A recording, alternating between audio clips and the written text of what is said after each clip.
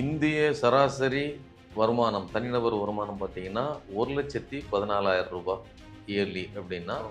1,96,000 தமிழ்நாட்டினுடைய தனிநபர் வருமானம் இருக்குது.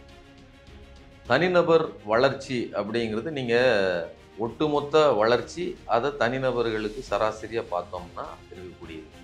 நீங்க இண்டஸ்ட்ரியல் செக்டார்ல இருக்கக்கூடிய வளர்ச்சி தான் பெரும்பகுதி நாட்டின் வளர்ச்சியில் பெரும்பகுதி முக்கியமான பல்வேறு முதலீட்டுகளை ஈர்க்கக்கூடிய மாநாடுகளை போட்டார் முதல்வர் அவர்கள். அதே மாதிரி டிஆர்பி ராஜா அவர் வந்து ஒவ்வொரு நாடுகளுக்கும் போய் நீங்கள் அங்கெல்லாம் இங்கே ஏதாவது இது எக்ஸ்போ நடக்குது, அந்த மாதிரி எக்ஸிபிஷன் நடக்குதுன்னா அங்கெல்லாம் போய் தமிழ்நாட்டினுடைய இதை முன்னிலைப்படுத்தி அங்கே இருக்கக்கூடிய முதலீட்டாளர்களை ஈர்ப்பதற்காக ஜப்பான் போயிட்டு வந்தாங்க.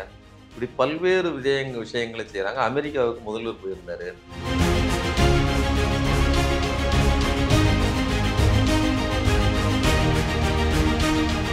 சாதாரண மக்களின் வாழ்க்கையில் அது இம்பாக்ட் பண்ணியிருக்குது. அது எடப்பாடி பழனிசாமி ஆட்சியை விட சிறப்பாக இருக்கிறது. இந்திய சராசரியில் 2வது இடத்தில் இருக்கிறது அப்படிங்கிறது தமிழ்நாட்டுக்கு ஒரு பெரிய மைல்கல்லாக அமைந்தது. 1,14,000 வாங்கிக்கிட்டு இருக்கக்கூடிய இந்திய சராசரி மனிதன் என்ன வகையான உணவு, எந்த உணவை நீங்கள் ரூ. 70 அரிசினா ரூபாய்க்கு வாங்குகிற கேப்பபிலிட்டி உள்ளவர்கள் அதிகமாக கொண்ட மாநிலம் தமிழ்நாடு. நீங்கள் ரேஷன் அரிசி கூட கிடைக்காத அல்லது அந்த அளவிற்கான அரிசியைத்தான் அதிக விலை கொடுத்து வாங்க வேண்டிய சூழ்நிலை உள்ளது வடநாடு. நீங்கள் இப்படி தான் ஒப்பிட்டு பார்க்கணும்.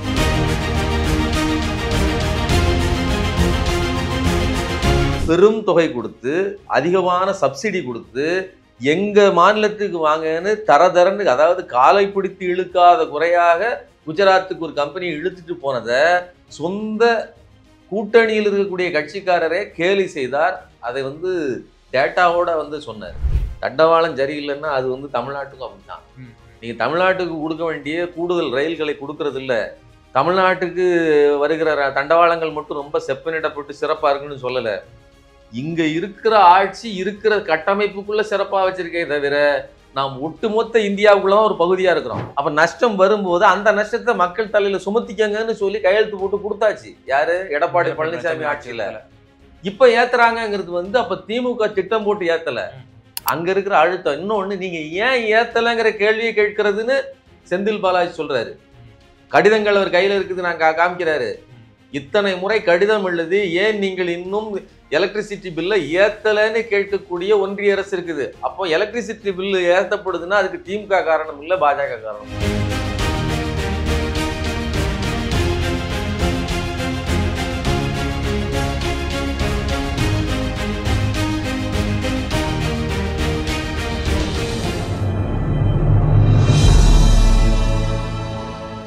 தமிழ் நியூஸ் பார்வையாளர்களுக்கு அன்பு வணக்கம். இன்றைய நேர்காணலில் நம்மோடு இணைந்திருப்பவர் ஊடகவியலாளர் திரு சுமன் கவி அவர்கள். சார் வணக்கம். வணக்கம் சார். தமிழ்நாடு அரசு சார்பில் ஒரு டேட்டா வந்து காலையில் நம்ம செய்திகள்லாம் பார்த்தோம். தனி நபர் வருமானம் என்பது தமிழகத்தில் வந்து உயர்ந்திருக்கிறது. குறிப்பாக இந்திய அளவில் ஒப்பிடும் பொழுது தமிழகம் வந்து 2வது மாநிலமாக அந்த டாப் செகண்ட்ல இருக்கு அப்படின்னு ஒரு விஷயம் நம்ம பார்த்தோம். திரு எடப்பாடி பழனிசாமி அவர்களோடு ஒப்பிடும் பொழுது திரு மு க ஸ்டாலின் அவர்களுடைய ஆட்சியிலே கணிசமாக 2 மடங்கு உயர்ந்திருக்கிறது அப்படின்னு சொல்லி முதலமைச்சரே வந்து அதுக்கு வந்து ஒரு ஸ்டேட்மெண்ட் விட்டுருந்தாங்க. விஞ்சியது மிஞ்சினோம் அப்படின்ற மாதிரி கூட ஒரு ஸ்டேட்மெண்ட் கூட விட்டுருந்தாங்க. இந்த தனிநபர் வருமானம் எந்த அளவுக்கு உயர்ந்திருக்கு சார் தமிழ்நாட்டினுடைய தனிநபர் வருமானம்? இந்திய சராசரி வருமானம், தனிநபர் வருமானம் பார்த்தீங்கன்னா ரூ. 1,14,000 இயர்லி அப்படின்னா ரூ. 1,96,000 தமிழ்நாட்டினுடைய தனிநபர் வருமானம் இருக்குது. தனிநபர் வளர்ச்சி அப்படிங்கிறது நீங்கள் ஒட்டுமொத்த வளர்ச்சி, அதை தனிநபர்களுக்கு சராசரியாக பார்த்தோம்னா இருக்கக்கூடியது. நீங்கள் இண்டஸ்ட்ரியல் செக்டாரில் இருக்கக்கூடிய வளர்ச்சி தான் பெரும்பகுதி நாட்டின் வளர்ச்சியில் பெரும்பகுதி முக்கியமானது. நீங்கள் கடந்த காலங்களில் அக்ரிகல்ச்சுரல் வளர்ச்சியை மீன் பண்ணாங்க. இன்றைக்கி இருக்கக்கூடிய பொதுவான வளர்ச்சிங்கிறது இண்டஸ்ட்ரியல் செக்டார் தான். அந்த வகையில் நீங்கள் தொடர்ந்து பல்வேறு முதலீட்டுகளை ஈர்க்கக்கூடிய மாநாடுகளை போட்டார் முதல்வர் அவர்கள். அதே மாதிரி டிஆர்பி ராஜா அவர் வந்து ஒவ்வொரு நாடுகளுக்கும் போய் நீங்கள் அங்கெல்லாம் இங்கே ஏதாவது இது எக்ஸ்போ நடக்குது, அந்த மாதிரி எக்ஸிபிஷன் நடக்குதுன்னா அங்கெல்லாம் போய் தமிழ்நாட்டினுடைய இதை முன்னிலைப்படுத்தி அங்க இருக்கக்கூடிய முதலீட்டாளர்களை ஈர்ப்பதற்காக ஜப்பான் போயிட்டு வந்தாங்க. இப்படி பல்வேறு விஷயங்களை செய்றாங்க. அமெரிக்காவுக்கு முதல்வர் போயிருந்தாரு. இதை செய்ததன் விளைவு 24, 25வது ஆண்டு இந்த ஆண்டில் 1,96,000 அப்படிங்கிறது தனிநபர் வருமானமாக உயர்ந்திருக்கிறது அப்படின்னு சொன்னா, இது வெறுமனே தொழில் வளர்ச்சி, உற்பத்தி சாதனங்கள் வளர்ந்திருக்கு. இது மட்டும் இல்ல. கட்டிடங்கள் உயர்ந்திருக்கு. அப்படி இல்ல. சாதாரண மக்களின் வாழ்க்கையில் அது இம்பாக்ட் பண்ணியிருக்குது. அது எடப்பாடி பழனிசாமி ஆட்சியை விட சிறப்பாக இருக்கிறது. இந்திய சராசரியில் 2வது இடத்தில் இருக்கிறது அப்படிங்கிறது தமிழ்நாட்டுக்கு ஒரு பெரிய மைல்கல்லாக அமைஞ்சிருக்கு. நீங்க இதிலிருந்து கொஞ்சம் முன்னாடி ஒரு 4 மாசம், ஒரு 1½ மாசம், 2 மாசத்துக்கு முன்னாடி வந்த ஒரு செய்தியை நீங்க பார்த்திருக்கலாம். தமிழ்நாட்டினுடைய எக்கனாமிக் குரோத் 9.69% அதிகரித்திருக்கிறது. இது ஒட்டுமொத்த இந்தியாவில் மற்ற மாநிலங்கள் அடைந்த வளர்ச்சியை விட அதிகம். மற்ற மாநிலங்களை விட சிறப்பான வளர்ச்சி. இன்னொன்று, தனிநபர் வருமானத்திலும் வளர்ந்திருக்குது. இதையெல்லாம் ஒப்பிட்டு பார்த்தீங்கன்னா தமிழ்நாடு ஒரு கிராஜுவலா திட்டமிட்டு மிக அழகாக செயல்படுத்தி கொண்டிருக்கிறது அப்படிங்கிறதுக்கான அடையாளங்கள் தான். சார், இப்போ நீங்க சொல்றீங்க, இப்போ அந்த தொழில் வளர்ச்சி, இன்னும் முதலீடுகள், இவைகள் எல்லாம் வளர்ந்திருக்கு, இன்ஃப்ராஸ்ட்ரக்சர் வளர்ந்திருக்கு. அது மட்டும் அல்ல, ஒவ்வொரு தனிநபர்களிலும் அந்த இம்பாக்ட் ஏற்பட்டதுனால தான் இந்த வளர்ச்சி சாத்தியமாயிருக்குன்னு நீங்க சொல்றீங்க. ஆனால் இப்போது பிரச்சாரத்தில் கூட திரு எடப்பாடி பழனிசாமி அவர்கள் மக்களை காப்போம், தமிழகத்தை மீட்போம்ன்ற பிரச்சாரத்தை முன்னெடுக்கிறார். அவர் போற இடத்துல எல்லாம் ஒரு விஷயத்த முக்கியமா ஒரு இடத்தை முன்வைக்கிறார். நான் ஆட்சியில் இருந்தபோது 1 கிலோ அரிசி 50 ரூபாய், இப்போ ஸ்டாலின் அவர்கள் ஆட்சியில் 77 ரூபாய் அப்படின்னு சொல்றாரு. அப்போ இன்ஃபிளேஷனும் இதுல நிச்சயமா இதுல ஒரு பங்கு வகிக்கும் சார். இப்போ எடப்பாடி அவர் 4 ஆண்டுகளுக்கு முன்னாடி இருந்த பண மதிப்பும் இப்போது 4 ஆண்டுகளுக்கு பிறகு இருக்கக்கூடிய பண மதிப்பு ஒன்றா அப்படிங்கிற ஒரு கேள்வி இருக்குல்ல. இன்ஃப்ளேஷன் பங்கு வகிக்குங்கிறது சரியான கேள்வி. அது இந்திய சராசரியிலையும் பங்கு வகிக்கும் இல்லையா? 1,14,000 ரூபா வாங்கிக்கிட்டு இருக்கக்கூடிய இந்திய சராசரி மனிதன் என்ன வகையான உணவு, எந்த உணவை, நீங்க 70 ரூபாய் அரிசினா 70 ரூபாய்க்கு வாங்குகிற கேப்பபிலிட்டி உள்ளவர்கள் அதிகமாக கொண்ட மாநிலம் தமிழ்நாடு. நீங்க ரேஷன் அரிசி கூட கிடைக்காத அல்லது அந்த அளவிற்கான அரிசியைத்தான் அதிக விலை கொடுத்து வாங்க வேண்டிய சூழ்நிலை உள்ளது வடநாடு. நீங்க இப்படித்தான் ஒப்பிட்டு பார்க்கணும். அது மட்டும் இல்லாம நீங்க இண்டஸ்ட்ரியல் செக்டாரை திட்டமிட்டு வளர்ப்பது அப்படிங்கிறது ஒரு வளர்ந்த நாட்டுக்கு கட்டாயமாக இருக்கிறது. நீங்க ரொம்ப ஒரு விஷயத்தை புரிஞ்சுங்க. இந்தியாவினுடைய ஜிடிபியினுடைய அளவு என்ன? $4 ட்ரில்லியன். அந்த நாலில் ஒரு பங்கு வளர்ச்சியை நான் தமிழ்நாட்டில் உருவாக்குவேன். 32 இப்ப என்னோட கேள்வி அதான் சார். இப்ப பிரதமர் மோடி என்ன சொன்னாரு? 72 ஆண்டுகள் நான் வரதுக்கு முன்னாடி வரைக்கும் $2 ட்ரில்லியன் தான் இருந்துச்சு. ஆனால் நான் 2020 நான் அச்சீவ் பண்ணுவேன்னு சொன்னாரு. இன்ன வரைக்கும் அதை பண்ண முடியல. $5 ட்ரில்லியன் நான் கொண்டு வருவேன் அப்படின்னு சொன்னாரு. அப்ப எதிர்கட்சிகள் ராகுல் காந்தி உட்பட எல்லாரும் என்ன கேட்டோம்? $1 ட்ரில்லியன் எவ்வளவு வேணா கொண்டு வாப்பா, நீ $30 ட்ரில்லியன் கூட கொண்டு வா, அது பிரச்சனை இல்லை. எங்க தனிநபர்கள் எங்களுக்கு வாங்கக்கூடிய திறன் சக்தி இருக்கிறதா, எங்களுடைய தனிநபர் வளர்ச்சி என்ன இருக்கு, எங்களுடைய வளர்ச்சி என்ன இருக்குன்னு நம்ம கேட்டோம் இல்லையா? அதே கேள்வி நான் தமிழ்நாடு அரசை பார்த்தும் கேட்கிறேன். 1 ட்ரில்லியன் அப்ப எக்கானமி நம்ம வச்சிருக்கோம்ல, அச்சீவ் பண்ணிருக்கோம்ல, அச்சீவ் பண்ண போறோம்ன்றோம்ல, 2031 32 பண்ண போறோம். 10 இயர்ஸ் நம்ம ஒரு கோலா வச்சிருக்கோம். எனக்கு என்ன வளர்ச்சி, தனிநபருக்கு எனக்கு என்ன வளர்ச்சி? Very good. இதுக்கு தான் குஜராத் மாடலுக்கும் திராவிட மாடலுக்கும் உள்ள வித்தியாசமே நீங்க பார்க்கணும். திராவிட மாடல்னா என்ன அப்படின்னா, நீங்க ஒரு பணம் போடுறீங்க, ஒரு முதலாளியா வர்றாங்க, அல்லது இங்க இருக்கக்கூடிய சிறு முதலாளிகள், ஒரு கம்பெனி, பெரிய கம்பெனி வருது, அதோட சேர்ந்து ஒரு சின்ன கம்பெனி லாபம் அடையுது, எல்லாமே நடக்குது. அதை தாண்டி தனிநபர்கள் வளர்கிறார்கள், வளரணும். அதுக்காகத்தான் இந்த அரசே இருக்குது. நீங்க பொறுப்புள்ள ஒரு அரசு என்ன பண்ணும் அப்படின்னா, வெறுமனே அந்த ட்ரில்லியன்ல மட்டுமே கணக்கு பார்க்காது. ட்ரில்லியன்ங்கிறது ஒரு அடையாளம். முதலாளியோ அல்லது உற்பத்தியோ அதிகமாக நடந்தால் வேலை அதிகமாக இருக்குதான பொதுவானது.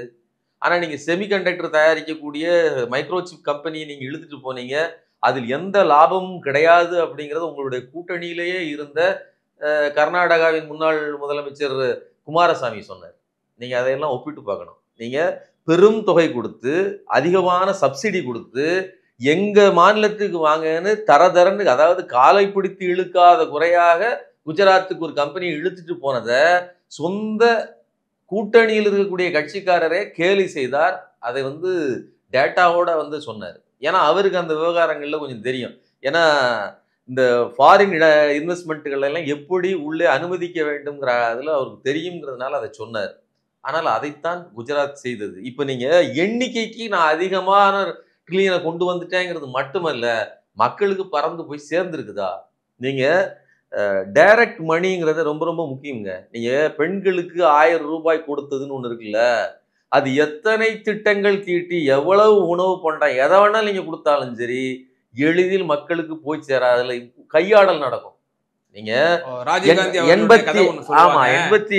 ₹1 நம்ம கொடுத்தோம் அப்படின்னா சில பைசாக்கள் தான் 17 பைசா தான் போய் சேருகிறதுன்னு சொல்லி 87கள்ல ராஜீவ்காந்தி அவர்கள் சொன்னது. நீங்க இதை வந்து சரியா ஒப்பிட்டு பார்க்கணும். நான் எதுக்கு சொல்றேன் அப்படின்னா, நீங்க ஒரு ஒரு பொருளாக தயாரித்து, உதாரணத்துக்கு நீங்க கோதுமையை கொண்டாந்து கொடுக்கணும்னா, கோதுமையை கொள்முதல் பண்றதுக்கு ஒரு பணம் போடணும், அதுக்கப்புறம் அதை டிரான்ஸ்போர்ட்டேஷனுக்கு ஒரு காசு போடணும், வீட்டுல கொண்டாந்து டிஸ்ட்ரிபியூட் பண்றதுக்கான மெக்கானிசம், இதெல்லாம் சிந்தனது செதறினது போக. நீங்க லாரி பார்த்துருப்பீங்க, மேல 2 குழாயை வச்சிருப்பாங்க, வெளியில சிந்திக்கிட்டே இருக்கும். ஆனா கடைசியில வீட்டுக்கு என்ன போய் சேருதோ அதுதான் தண்ணி. சரிங்களா? ஆனால் அப்படி சிந்துவது அதிகமாக இருக்கும், வெளியில உறிஞ்சிட்டு போறது அதிகமா இருக்கும். டைரக்ட் மணில அப்படி கிடையாது. இத்தனை கோடி நபர்கள், 1 கோடி பெண்கள்னு வச்சுக்கோங்களேன். சும்மா 1 கோடி பேருக்கு ₹1000 அப்படின்னா 1000 கோடி ரூபாயை ஒதுக்கியாச்சு ஒரு மாசத்துக்கு அப்படின்னா 12 மாசத்துக்கு 12,000 கோடி. அந்த 12,000 கோடிக்கு மேல ₹1 நீங்க எக்ஸ்ட்ரா இது பண்ண வேண்டியது இல்ல, கீழையும் எக்ஸ்ட்ராவா போய் சேர போறது இல்ல. நேரா கைக்கு வந்துருச்சுன்னா, நீங்க ₹70 வித்தானா ₹65 வித்தானே மக்கள் வாங்கிக்கிட்டாங்க. புரியுதா உங்களுக்கு? அப்போ பணம் மட்டும் இல்ல. நீங்க டிராவல், பெண்களுக்கான டிராவல் என்ன செலவு? ₹850 ஒரு மாசத்துக்கு சராசரியாக பெண்கள் பயன்படுத்துகிறார்கள். நீங்க ரெகுலரா பெண்கள் அதிகமா வெளியில சுத்திட்டு வர்ற பெண்கள் அதிகம், வேலை செய்கிற பெண்கள், அதுவும் குறிப்பா வியாபாரம் மாதிரியான சிறு தொழில்கள் பண்ணிட்டு இருக்கக்கூடிய பெண்கள் அதிகமா பயன்படுத்துவாங்க. சராசரியா ₹850 ஒரு பெண் பயன்படுத்துகிற அளவிற்கு ஒரு மாதம் ஒன்றுக்கு மிச்சப்படுத்துறாங்கன்னா, எந்த அளவிற்கு இந்த பெண்களுக்கான பஸ் இலவச பேருந்து திட்டம் எவ்வளவு பெரிய அளவில் வெற்றி பெற்றிருக்குது.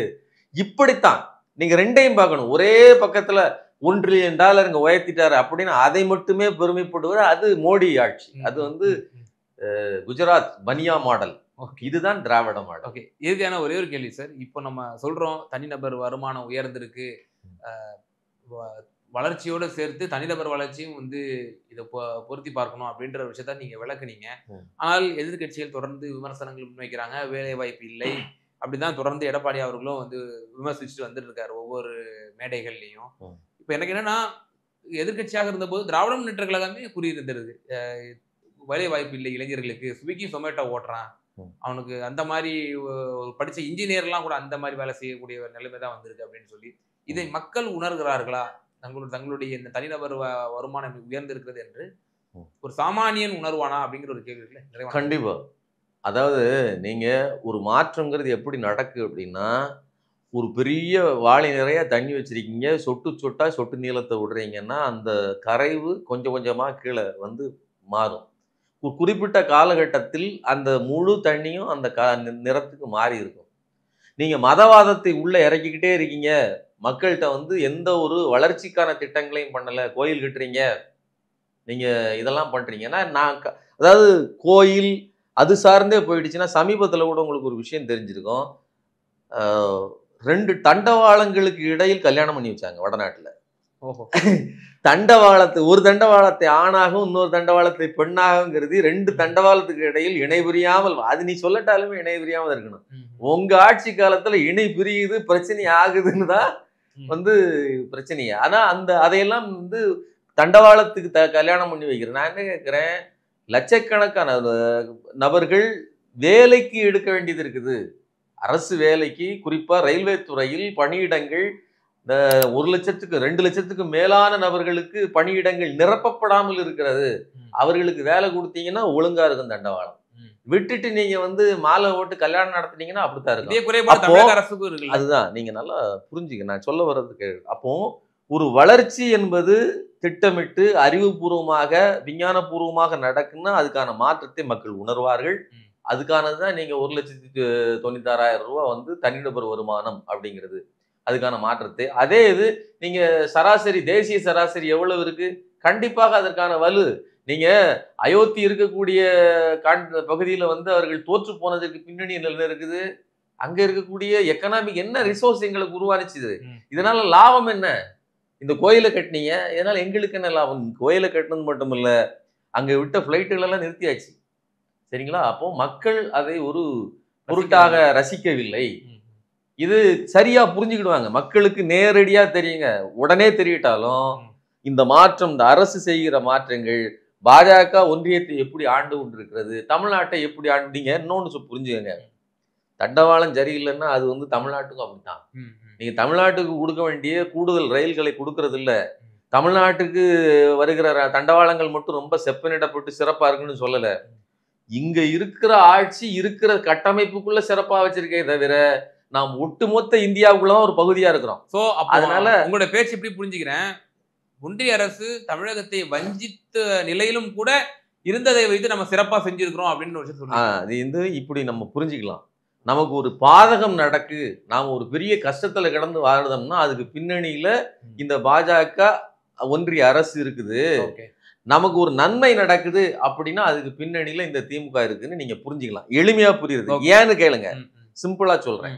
உதய் மின் திட்டம்னு ஒரு திட்டத்தை போட்டதுக்கு பின்னாடிதான் மாசம் மாசம் நீங்க வந்து இத எலக்ட்ரிசிட்டி பில்லை ஏத்தலாம்னு ஒரு திட்டத்தை அங்கே அறிவிக்கிறாங்க.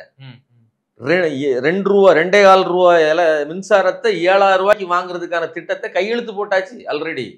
அப்படின்னா எப்படி நீங்க லாபத்துல ஓட்ட முடியும்? அப்ப நஷ்டம் வரும்போது அந்த நஷ்டத்தை மக்கள் தலையில சுமத்திக்கங்கன்னு சொல்லி கையெழுத்து போட்டு கொடுத்தாச்சு. யாரு? எடப்பாடி பழனிசாமி ஆட்சியில. இப்ப ஏத்துறாங்கிறது வந்து அப்ப திமுக திட்டம் போட்டு ஏத்தல, அங்க இருக்கிற அழுத்தம். இன்னொன்னு, நீங்க ஏன் ஏத்தலைங்கிற கேள்வியை கேட்கிறதுன்னு செந்தில் பாலாஜி சொல்றாரு. கடிதங்கள் அவர் கையில இருக்குது, நான் காமிக்கிறாரு. இத்தனை முறை கடிதம் எழுதி ஏன் நீங்கள் இன்னும் எலக்ட்ரிசிட்டி பில்லை ஏத்தலைன்னு கேட்கக்கூடிய ஒன்றிய அரசு இருக்குது. அப்போ எலக்ட்ரிசிட்டி பில்லு ஏத்தப்படுதுன்னா அதுக்கு திமுக காரணம் இல்ல, பாஜக காரணம். புரிஞ்சுக்கங்க. இதே விதத்தில் நாளைக்கு வந்து ஒரு விபத்து நடக்குது, ஏன்னா இப்போ நாளைக்கு இல்ல, நீங்க வட சென்னைக்கு போகிற ரயில்கள் விபத்துக்குள்ளானது, தாமதமானது, நின்று போனது தொடர்ந்து ஒரு 10-20 நாளைக்குள்ள நிறைய நடந்திருக்குது. இதையெல்லாம் ஒப்பிட்டு பாருங்க. இவ்வளவு மோசமாகத்தான் பாஜக இந்தியாவை நிர்வகிக்கிறது. இது இந்த கொடுமைக்கு உள்ளதான் நாம பெர்ஃபார்ம் பண்ணிட்டு இருக்கிறோம். ஓகே சார், நிச்சயமா இந்த தனிநபர் வருமானம் சம்பந்தமான அந்த டேட்டா மற்றும் தமிழக அரசினுடைய செயல்பாடுகள் சம்பந்தமாக நேயர்களுக்கு ரொம்ப தெளிவா பகிர்ந்தீங்க. மிகுந்த நன்றிகள் சார். நன்றி. நமது தமிழ் நியூஸ் சேனலில் உங்களது பொருட்களை வெறும் 500 ரூபாயில் விளம்பரம் செய்ய வேண்டுமா? தொடர்புக்கு 7806942275 தொடர்பு கொள்ளுங்கள்.